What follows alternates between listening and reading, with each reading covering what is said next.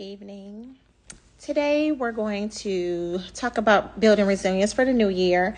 The next couple of lives that I do will focus on really moving us into the new year and thinking about what our goals are, what things we want to improve, who we want to be, and all those things. So naturally, when the new year's coming, we want to reflect and reset and set our goals.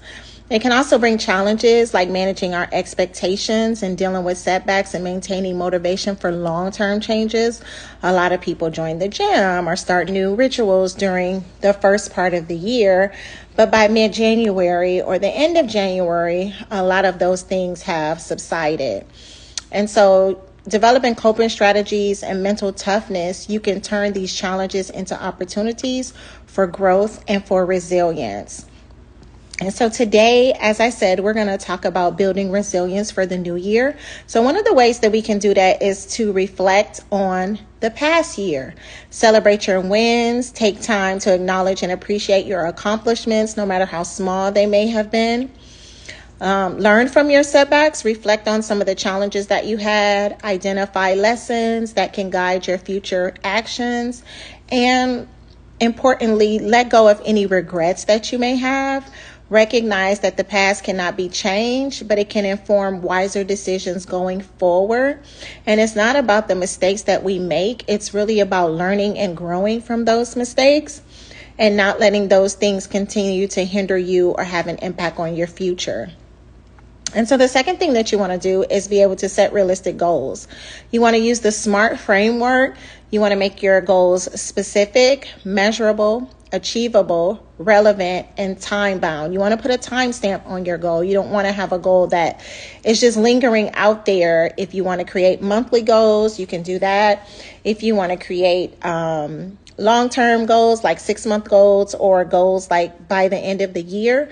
But I think it's really good to just really be intentional and daily create goals, and not like huge goals, but just like today I'm going to start exercising. I'm going to walk for 10 minutes today, or today I'm going to get up and do a devotional today. And just the night before, perhaps just starting to set some goals for your next day and accomplishing those goals. And if you don't accomplish those goals, not to be really hard on yourself, but just put that goal down for the next day so you can get it done and implement it the next day. Don't give up on it, and just don't be hard on yourself. And during this new year, when we're setting realistic goals, make sure that we're giving ourselves grace. And know that the third thing is to prepare for setbacks. And so understand that setbacks are a natural part of growth and change. Develop a plan for how you'll handle challenges, such as revising some timelines, or like if you need to seek additional support. Practice self-compassion, one of my favorite things to talk about, by treating yourself with kindness when things don't go as planned. We also want to be able to build healthy habits. That would be the fourth thing that we can do to build resilience for the new year. We want to build some healthy habits. So just start small with sustainable changes that build momentum over time.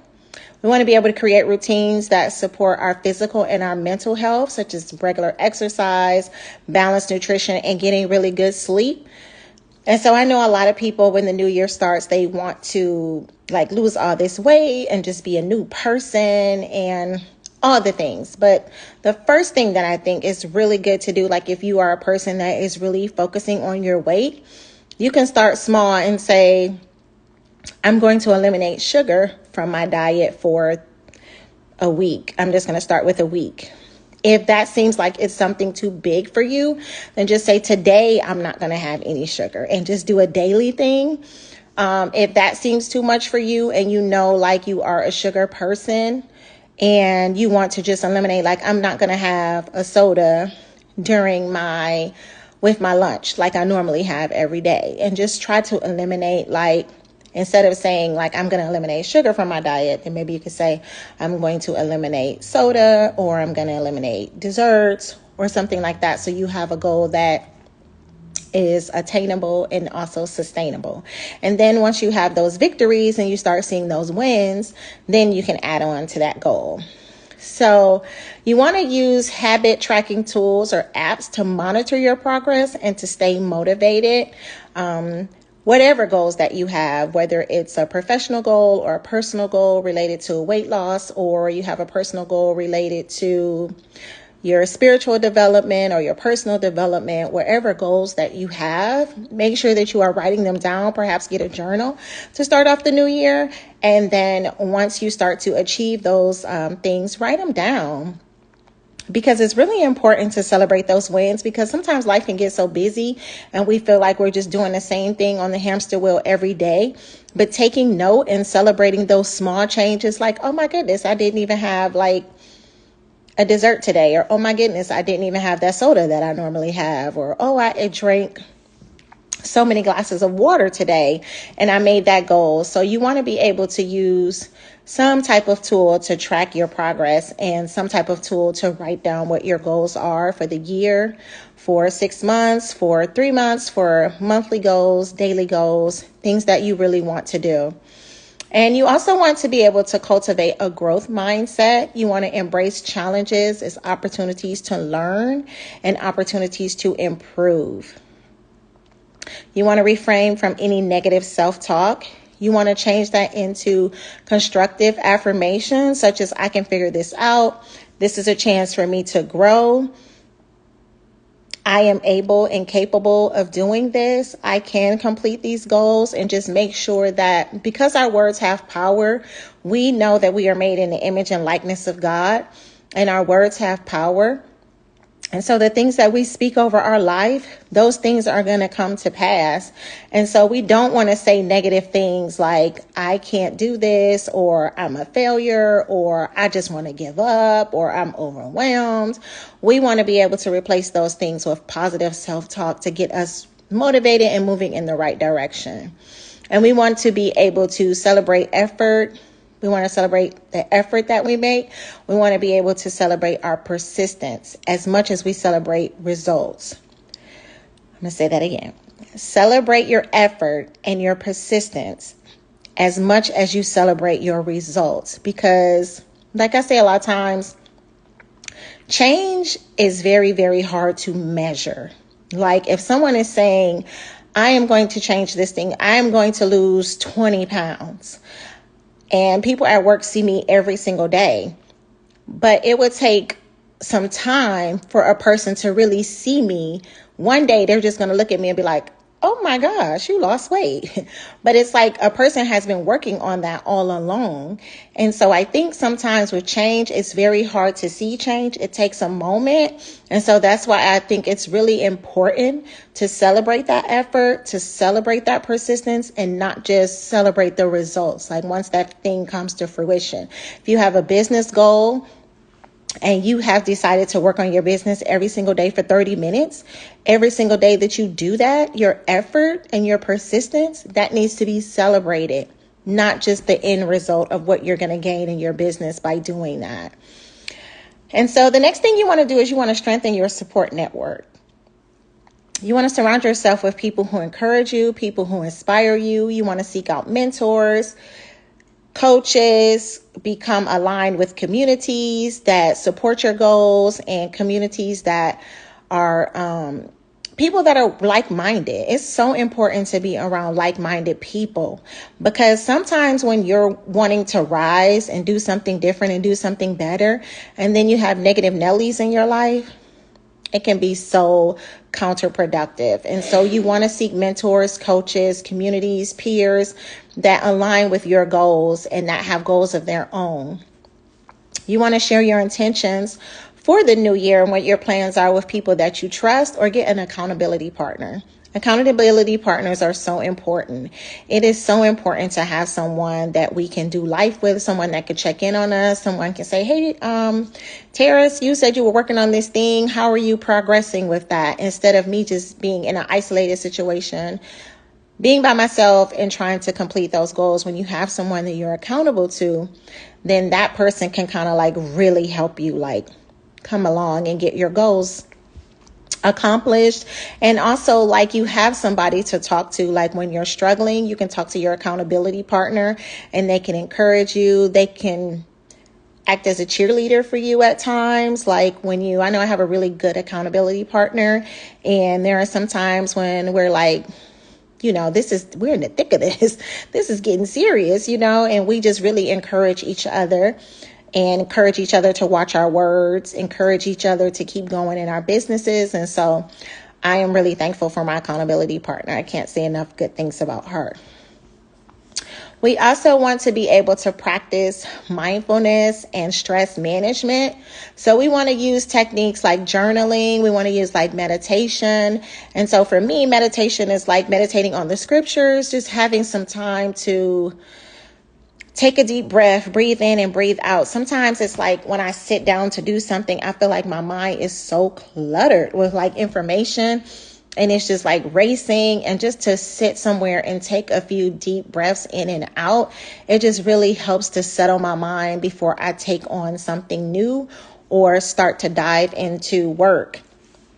And so doing those breathing techniques, meditating on scripture, if you have a scripture that you're believing for your personal development, for your business, for your weight loss, for just being the best that you can be, that's always a great tool, meditating on the scriptures and repeating that scripture, diving deep into that scripture, getting those words defined in the scripture to know what they mean.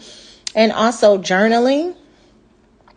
And journaling helps to really just like get everything out and just really like help us to outline our feelings, how we're feeling. It helps to reduce stress. So that's a very good technique too. And we want to prioritize self-care by scheduling time for activities that recharge us emotionally and physically. And I was saying to myself today in my quiet prayer time this morning that I just really have to make more of a conscious decision to take care of myself, because I think sometimes when life gets busy and we're going after something like starting a business or just working, or we have goals that we're accomplished, we just sometimes can have laser beam focus, and then our self-care can just be depleted. Like I'm not even really caring for myself. I'm not eating right. I'm not exercising. I'm not doing those things that I need to do to care for my physical appearance as well. And so I think it's also important to practice gratitude daily to shift the focus from obstacles to opportunities. And this is something that we talked about before as well, because we were talking about how it's really just about our perspective. Like two people could be in the same situation and one could see it as an opportunity and one can see it as an obstacle. And so for this new year, I hope that people are practicing optimism and seeing the glass as half full instead of half empty. We want to also be able to adapt and reassess, periodically review your goals, adjust them based on new circumstances or insights that you may have gained. Be flexible and open to redefining success as you learn and grow.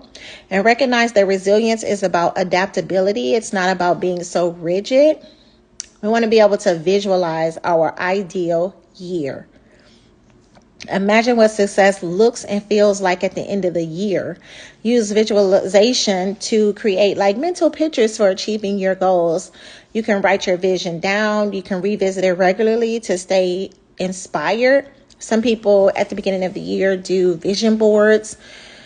And I've had some things on a vision board before that came to pass in my life. And so I think just having a visual picture of it, if you want to have a visual picture where you hang up or you just want to sit and visualize it in your mind, the choice is yours, but you definitely want to be able to see yourself doing it. You want to be able to see yourself in that moment. You want to see yourself successful. You want to see yourself healthy. You want to see yourself prospering. You want to see yourself with joy and peace. You want to be able to see that for yourself, because sometimes people can be in such a bad place where they're like, I can't even see a good life for myself. And so just to begin to start to visualize that and see what that looks like for you is a really good practice to have.